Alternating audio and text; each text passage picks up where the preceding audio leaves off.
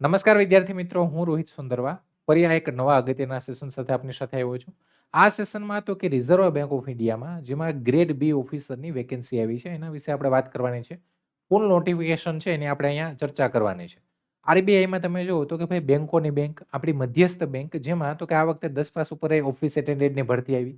અહીંયા ક્યાંય ને ક્યાંય 12 પાસ ઉપર કોઈ ભરતી નથી આવતી, ગ્રેજ્યુએટ ઉપર આવે છે. ગ્રેજ્યુએટ ઉપર કઈ આવે તો કે ભાઈ એક તો આ ગ્રેડ બી ઓફિસર, સાથે સાથે તો કે અહીંયા આસિસ્ટન્ટની પણ ભરતી આવે છે, આરબીઆઈ આસિસ્ટન્ટ, જેના પણ ફોર્મ ફિલિંગ થઈ ગયા છે. ગ્રેડ બી ઓફિસર શું છે? આરબીઆઈમાં ગ્રેડ બી ઓફિસર એટલે ભાઈ એકદમ પ્રીમિયમ જોબ છે આ તો કે આ કહેવાય ને, જે ફાઇનાન્સ સેક્ટરમાં જે લોકો જોડાયા હોય, જે લોકો બેંકમાં નોકરી કરતા હોય એ લોકો, અથવા તો કે ઘણા બધા એવા એસ્પિરન્ટ છે, ઘણા બધા એવા ઉમેદવારો છે કે જેનું સપનું હોય કે ભાઈ આરબીઆઈમાં આપણે નોકરી કરીએ ને, એ પણ ગ્રેડ બી ઓફિસરમાં. ગ્રેડ બી ઓફિસર એટલે ભાઈ આપણે એવું કહેવાય કે એને આપણે શબ્દોમાં આંકી જ ના શકીએ એવી આ પોસ્ટ છે. એકદમ સારામાં સારી પોસ્ટ અને પગાર ધોરણે એવું, અને સાથે સાથે ભાઈ તમને કહેવાય ને કે તમને તમે એક રેપ્યુટેડ પોસ્ટ છે. પગાર સાથે તમારો પગાર એવો કે જ્યાં તમારો 1.5 થી 2 લાખ જેવો તો તમારો મહિને પગાર હોય છે. આ જે પોસ્ટ છે ને એમાં.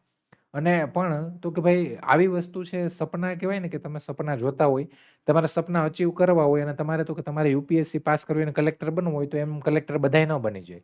તો એમાં આરબીઆઈ ગ્રેડ બી ઓફિસર છે ને એ પણ બધાય ના બને. આની પરીક્ષા છે એ તો કે એ પાસ કરવી એ પણ એક પ્રકારનું ટાસ્ક જ છે ભાઈ. એ પણ કહેવાય ને કે એક લોઢાના ચણા ચાવવા એના જેવું જ છે. એટલે પરીક્ષા અઘરી છે. બેન્કિંગમાં તમે કોઈ પણ તૈયારી કરતા હોય તો બેંકમાં નોર્મલી અત્યારે સૌથી મોટો વર્ગ ક્લાર્કની તૈયારી કરે છે, પછી પીઓની તૈયારી કરે. અત્યારે નવી પોસ્ટ આવી છે એલબીઓ, લોકલ બેંક ઓફિસર. પણ ગ્રેડ બી ઓફિસર છે એની પણ એક્ઝામ તમે આપો, ખાલી તમે આનું લેવલ જુઓ, તમને ખબર પડશે. તમે પરીક્ષા દેવા જશો ને આરબીઆઈ ગ્રેડ બી ઓફિસર, અથવા તમે એસબીઆઈ પીઓય દેવા જશો, તમને એવું લાગશે કે ભાઈ આના કરતાં જીપીએસસીની તૈયારી કરવી સારી. એવું પેપર હોય છે, કેમ કે પઝલ અને સિટિંગ એરેન્જમેન્ટમાં તમે એટલા આમ ગૂંચવાઈ જાઓ ને તો પણ છોકરાઓ પાસ કરે છે. એટલે ભાઈ એકદમ કહેવાય ને પ્રોપર અને પ્યોર પદ્ધતિથી તમારે તૈયારી કરવી પડે, એકદમ પરફેક્ટ. આપણે ફૂલ નોટિફિકેશન જોઈએ કે ભાઈ આરબીઆઈ જે આ ગ્રેડ બી ઓફિસર છે એની જાહેરાતમાં શું છે, આપણે એકદમ ડીપલી અહીંયા બ્રીફલી જોઈએ. સૌથી પહેલાં તો કે આ એની એડવર્ટાઇઝમેન્ટ નંબર 2026-27 છે.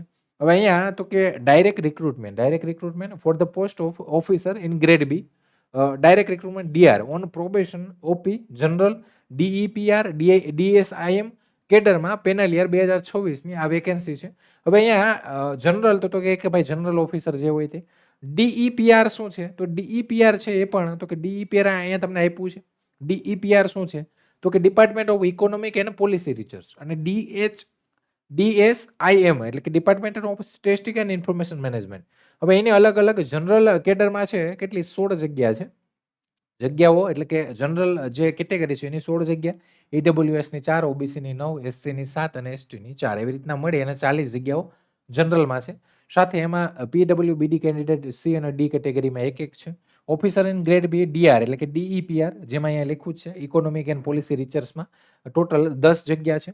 Officer in grade B DSIM એટલે કે સ્ટેટિસ્ટિકલમાં, જેમાં 10 જગ્યા છે. કુલ આમ મળી અને 60 જગ્યા છે. અને આરબીઆઈમાં ગ્રેડ બી જે ઓફિસર છે એની જગ્યા કહેવાય ને કે 50 થી 100ની અંદરમાં જ આવે છે. જગ્યાઓ ઓછી હોય અહીંયા. પણ પોસ્ટ ભાઈ એકદમ પ્રીમિયમ છે. આની તૈયારી જો તમે તો કે ભાઈ કરી શકતા હોય, તમારું ક્યાંય ને ક્યાંય ગણિત રીઝનિંગ સારું હોય, ફાઇનાન્સમાં તમારી પકડ સારી હોય, તમારું તો કે તમારું બેન્કિંગ અવેરનેસ સારું હોય, તો તમે આ તૈયારી કરો, એમ ચોક્કસ કરો.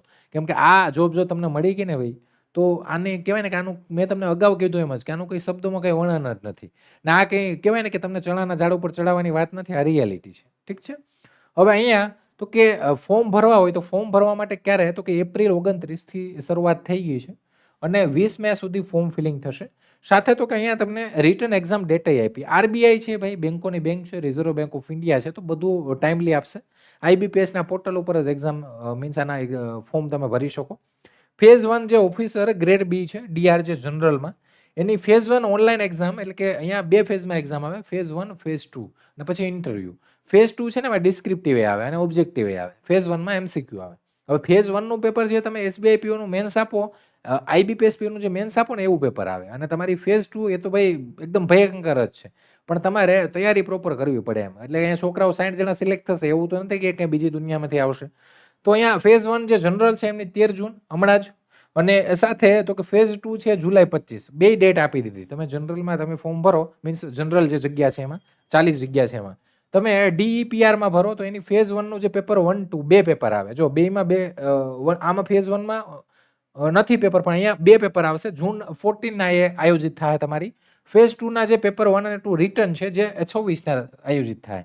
ઓફિસર ગ્રેડ બી DSIM જેમાં પેપર 1 ઓનલાઈન છે એ 14 જૂને અને આ જુલાઈ 26, એટલે કે સેમ જ ડેટે છે. અહીંયા ખાલી ચેન્જ ક્યાં છે તો કે જે જનરલમાં 40 જગ્યા છે એમાં પેપર અલગ તારીખે છે, બાકીના એક દિવસ પછી છે. હવે તો કે બીજું આગળ શું અગત્યનું, એજ લિમિટ.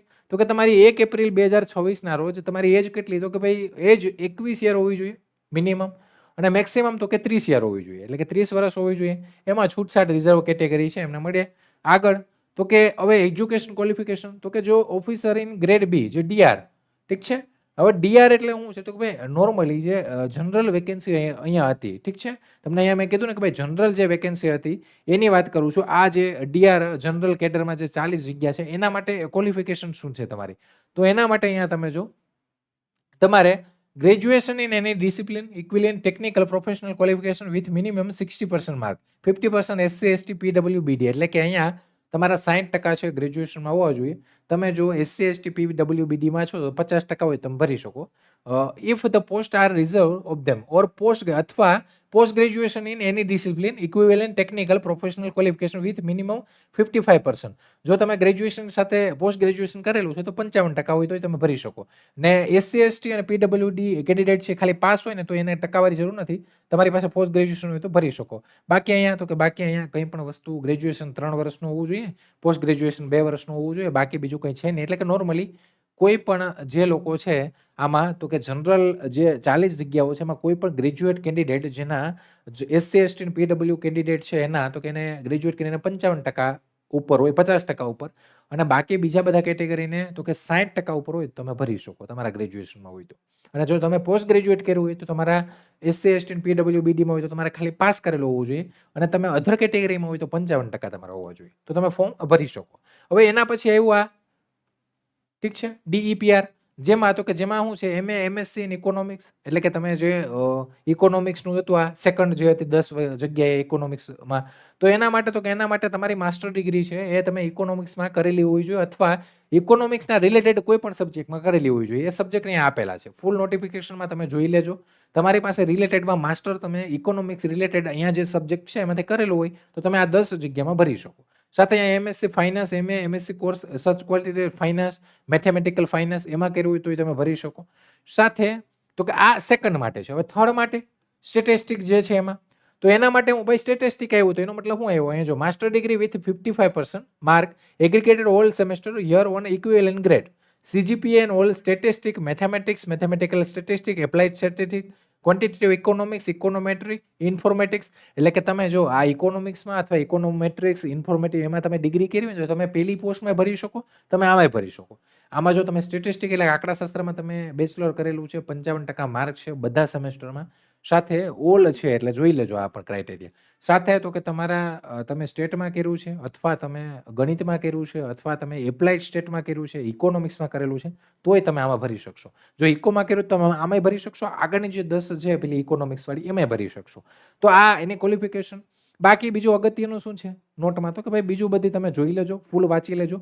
એગ્રીગેટ એટલે કે તો કે ભાઈ આ CGPA છે કઈ રીતના છે, એગ્રીગેટેડ પર્સન્ટેજ માર્ક કઈ રીતના થાય, એ કન્વર્ટનું બધું આ લોકોએ આપ્યું છે, આખું વાંચી લેજો. તમે ક્રાઇટેરિયા મેચ થતો હોય તો જ ભરજો. જો કે તમે જ્યારે ફોર્મ ભરો, હવે સાહેબ આમાં મને કંઈ ખબર નથી પડતી શું કરવું, તો આપણે ઓનલાઈન એકવાર ફોર્મ ભરીને જોઈ લેવાનું. ઓનલાઈન ફોર્મ ફિલિંગ છે એ કરીને જોઈ લેવાનું. જો ફોર્મ છેલ્લે સુધી ભરાઈ જાય તો આપણે એલિજિબલ છે, જ્યાં જે વસ્તુ માંગે એ નાખતી જવાની. આગળ વાત કરીએ નંબર ઓફ એટેમ્પ, તો આ એક વસ્તુ UPSC જેવી પેટર્ન આણે ચાલુ કરી છે નવી.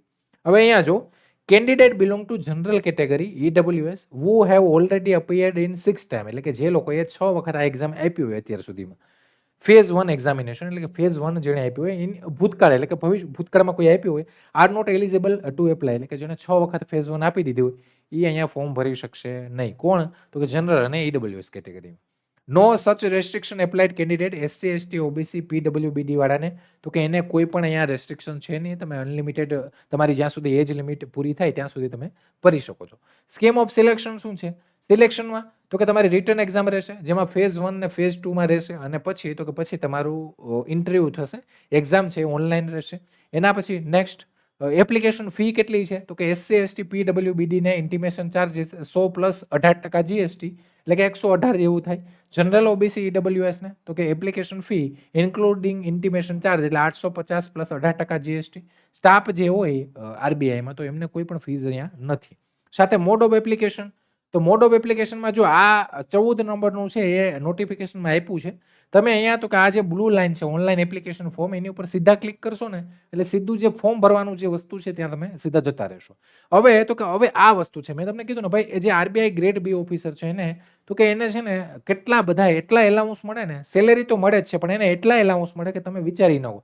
સુટકેસ એલાઉન્સ મળે છે એને એન્ટરટેનમેન્ટ એલાઉન્સ મળે એને કુકિંગ ફ્યુલ મળે બાકીના બીજા બધા અધર એલાઉન્સ મળે તો અલગ એટલે કે એને અઢળક એલાઉન્સ મળે છે એનો પગાર તમે અહીંયા જો તો કે ભાઈ ગ્રેડ પે તમે જો એનો તો કે બેઝિક પે ખાલી 78,450 છે પર મંથ. આ એના ઇન્ક્રીમેન્ટ છે કે ભાઈ 78,450 તમે લાગ્યા પછી તમારું 1 વર્ષ પૂરું થાય ને એટલે સીધું તમને 4,050 નું એક ઇન્ક્રીમેન્ટ લાગુ પડે જેને આપણે ઇજાફો કહીએ. આવા 9 ઇન્ક્રીમેન્ટ 9 વર્ષ સુધી લાગે ને એ ટાઈમમાં તમારું પ્રમોશન થાય તો અલગ. હવે અહીંયા તો કે એના વગરનું તમને શું મળે તો કે ભાઈ અહીંયા એલિજિબલ ફોર સ્પેશિયલ એલાઉન્સ એના વગર ગ્રેડ એલાઉન્સ એના વગર ડરનેસ એલાઉન્સ એટલે DA local compensatory allowance special grade allowance સાથે learning allowance house rent allowance એ બધું ગણીને તમે ગણો અને એસ્ટિમેટ મારો તો તમારો 1,55,000 એટલે 1,54,936 1,55,000 ની આસપાસ તમારી સેલેરી છે એ બને ને એના વગરના તમને લોનમાં આમાં તેમાં એ બધામાં જે અધર બેનિફિટ મળે તો અલગ. આની વગર તમને HRA પણ મળશે. આ એપ્રોક્સ એટલા થાય તો હાઉસ રેન્ટ એલાઉન્સ 15% એ આના વગરના અલગથી એટલે તમારી સેલેરી ગણાય ને કે 1,55,000 ની ઉપર જતી રહી નીચે ન રહે એટલે કે 1,50,000 થી 2 લાખની રેન્જમાં તમારે ગણીને ચાલવાની સેલેરી સારામાં સારી. હવે આપણે સ્કીમ જોઈ લઈએ કે ભાઈ કઈ રીતના પરીક્ષા રહેશે તો જે લોકો ગ્રેજ્યુએટ છે જનરલમાં 40 જગ્યા છે એમાં બધાય ભરી શકે એમ છે. એમાં શું છે તો કે ભાઈ એમાં તમે જો ફેઝ 1 એક્ઝામ છે 200 માર્કની રહેશે. જૂન 13 આ એક્ઝામ લેવાશે. હવે એમાં તો કે એમાં પેપરમાં શું રહેશે general awareness English quantity aptitude અને રીઝનિંગ રહેશે. આ તમે ફેઝ 1 આપો એટલે તમારી ફેઝ 2 છે એક્ઝામ લેવાય. ફેઝ 2 એક્ઝામ છે એ જુલાઈ 25 ના રહેશે. જુલાઈ 25 ના આ એક્ઝામ તમે આપો. હવે અહીંયા પેપર 1 છે ફેઝ 2 માં એમાં જો ઇકોનોમિક્સ એન્ડ સોશિયલ ઇશ્યુઝ છે 50% ઓબ્જેક્ટિવ આવે 50% ડિસ્ક્રિપ્ટિવ આવે જેમાં ઓબ્જેક્ટિવમાં 30 મિનિટ મળે તમને ડિસ્ક્રિપ્ટિવમાં 90 મિનિટ મળે. એના માર્ક તો કે એના માર્ક બેના 50-50 100 માર્ક એના થયા 120 મિનિટ. ફેઝ 1 માં પેપર 1 માં પેપર 2 માં ઇંગ્લિશ ઓનલી રીડિંગ સ્કિલ જેમાં ડિસ્ક્રિપ્ટિવ આવે 90 મિનિટનો ટાઈમ મળે. નંબર ઓફ ક્વેશ્ચન કેટલા આવે 3 આવે અને 100 માર્ક એના એટલે 200 માર્ક થયા. પેપર 3 જે છે જનરલ ફાઇનાન્સ મેનેજમેન્ટ જેમાં 50% ઓબ્જેક્ટિવ 50% ડિસ્ક્રિપ્ટિવ જેમાં 30 મિનિટ અહીંયા 90 મિનિટ અહીંયા 50 માર્ક અહીંયા મળે તમને 50 અહીંયા એટલે 100 માર્ક આ થયા 300 માર્ક તમારા થાય એટલે કે ટોટલ માર્ક કેટલા થશે તો કે અહીંયા તમારા 300 માર્ક ટોટલ થશે. ડન અહીંયા સુધી ક્લિયર છે.